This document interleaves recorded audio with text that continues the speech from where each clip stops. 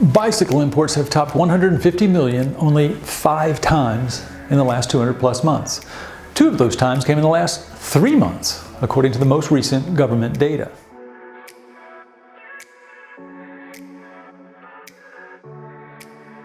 Silver linings can be tough to find in times like these, but since the pandemic, since so many of us departed from offices, home repairs have buoyed the likes of the Home Depot and Lowe's. Shelters have been emptied of puppy dogs, and millions of Americans have looked in that mirror, at least metaphorically, and decided to get on a bicycle and get some exercise. Interestingly enough, while the majority of those imported bicycles still come from China, these last 3 months also mark the first time that China has accounted for less than 60% of the total in at least 2 decades. Fastest growing source? That's Cambodia. 4 times since May, Cambodia accounted for more than 10% of all imports. Why? First reason is that China has been pulling away from lower end manufacturing for years.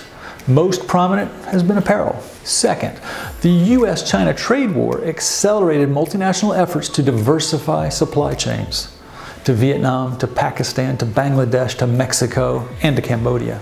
Granted, many of the components going into these bicycles come from China and Taiwan, the second largest US import market after China. How big is the import boom for bikes? Bicycle imports in the United States increased 40.43% when compared to the previous September, at a time when overall US imports increased 0.24%. Imports from Cambodia rose more than 200% in that time. So keep pedaling, whether you bought a bike, had a bike, or are just trying to muster your way through the challenging days ahead. I'm Ken Roberts, and this has been another episode of Trade Matters, because it does.